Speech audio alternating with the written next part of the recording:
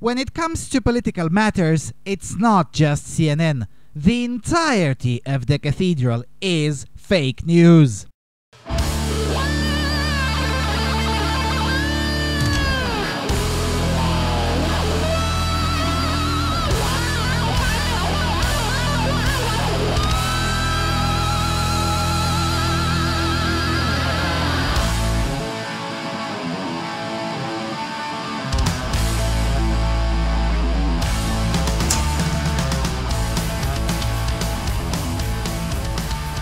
Hello everyone and welcome to the Freedom Alternative. Okay, so this is a short video with some remarks. Some of you emailed me that I should speak about the latest big non-story on the eternal obsession of the cathedral with Trump and Russia. I thought I made it clear that I'm not in the business of covering person-based arguments and manufactured drama, but it's probably worth repeating. But the reason I'm not really that interested in the story is because I don't trust the messengers. And I don't particularly trust nor like Trump Jr. either, and I definitely don't trust the cathedral. Just two examples, both Trump-related, just from this month. Example number one. Trump goes to Poland at the Intermarium Summit, which I'm going to talk about it in the next video or two videos from now.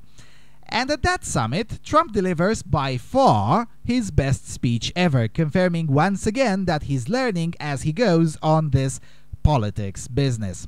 Now, say what you want about this approach, and it definitely has its negative trade-offs, but the fact remains. Anyway, in this speech, Trump tells Russia to get the hell out of Ukraine and start supporting the Islamist regime in Iran, and then also makes the case that we've been making on this channel in the last 2 years, namely that the survival and thriving of our civilization relies on will, i.e. the willingness to survive, and on strong families, much more so than on big guns and top-tier technology. That comes afterwards. The will is what drives them all. What was the cathedral's response to that? Well, they utterly ignored the Russia part, briefly mentioned the NATO part, and then called Trump a white nationalist. Because he said our civilization, our community of nations, and the West. Apparently, using such terminology makes you a white supremacist. That's really what the Washington Compost, Vox, The Atlantic, and all the rest of the miserable clique focused on. I'll leave some links in the low bar for you to read, because I'm afraid I might vomit if I try to quote that nonsense on the air. Besides, I really want to have this video short. Example number two. Trump goes to Hamburg the next day to attend the G20 summit, and his family gets seriously inconvenienced by a large mob of violent far-left communists. CNN was very late to cover the story, as you can see in the print screen, because, you see, that's not really important news. It was much more important to call Trump a white nationalist because he had said Western civilization a day before. But more importantly, the communist savagery on the streets of Hamburg also gave the Cathedral Media an opportunity to show us once again how good it is at lying in lockstep. On Facebook, I said that since this is in Germany, maybe it's time to revive a word from the original German, die Lügenpresse. The entirety of the Cathedral Media of all of Europe has succeeded in describing in great detail the barbarity in Hamburg without uttering a single word about the political motivations of the barbarians who committed the mass vandalism, looting, and destruction. Dagens Nyheter in Sweden called them protesters and hooligans. BBC called them protesters. Der Spiegel called it Großdemonstration, the big demonstration. Euronews even went further and claimed that the violence never happened, and the headline read, "Thousands protest peacefully in Hamburg against G20, a lie that was almost verbatim printed by the CNN as well. France's Le Figaro was one of the few exceptions that actually said l'escalade de la violence entre l'extrême gauche et les policiers. That would be the escalation of violence between the extreme left and the police. But that was the absolute exception. Now, mind you, the press in the Intermarium was no better. Adevărul in Romania called them anti-globalization activists, and Gazeta Wyborcza in Poland used the phrase alter globaliści to describe the helicopterable communist thugs. But I repeat myself. They basically all lied in lockstep by omission. And this is just the last week or so, and just the biggest examples. Yet I'm supposed to now take these people seriously when they analyze Trump Jr.'s emails? Really? No. No, I won't take them seriously, nor will I give a flying toss over what they believe about anything, nor will I care about their pathological obsessions.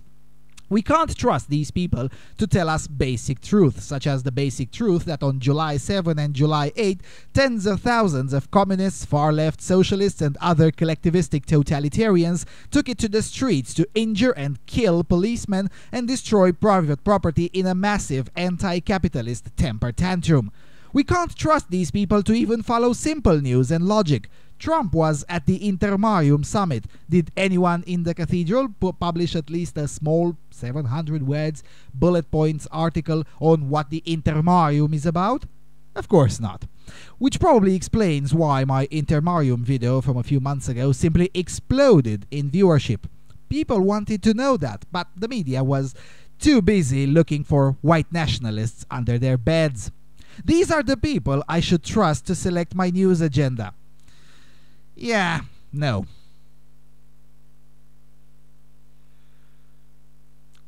The fact of the matter is that the cathedral is dead. And it's not dead because I say so, but because study after study all across Europe and across North America shows that. Depending on the study you look at, trust in the media goes as low as single digits, 6 to 9% of the populace trusting the cathedral press to tell the truth in North America. In Europe, it's slightly better for the press. For now, at least, with roughly a third of the public trusting the press to tell the truth. Though you wouldn't know that from the European Broadcasting Union, which puts out deceptive surveys and then refuses to compare data. So for instance, they ask, do you trust the radio? And 59% of EU citizens say yes. But then they don't follow up with questions like, here's 15 radio stations, which one do you trust the most? Because such questions usually yield a majority of none of the above answer. Long story on that. Nevertheless, there is enough evidence to confidently assert that the overwhelming majority of the public believes that the cathedral media is full of crap. And the public is right. As I keep saying, most people are not retarded, in spite of the impression one might get from reading the press. So, basically, the bottom line is this. The cathedral media lies in lockstep and lies constantly and with impunity. It's not just CNN, it's virtually all of them. So what I do, and you should do too, is give them the market equivalent of giving them a free helicopter ride. Stop watching them, stop giving them shekels, and stop setting your agenda according to what's in the big news. If you've come to this channel, you obviously came for the beyond the headlines material. There are plenty of YouTubers who produce an enormous amount of content, some of it very qualitative, don't get me wrong, this is not an indictment, but content riding on the coattails of the cathedral media. And that's fine, but don't expect me to become that. That's all I had to say. Thanks for watching, and see you very soon with more serious videos. Cheers.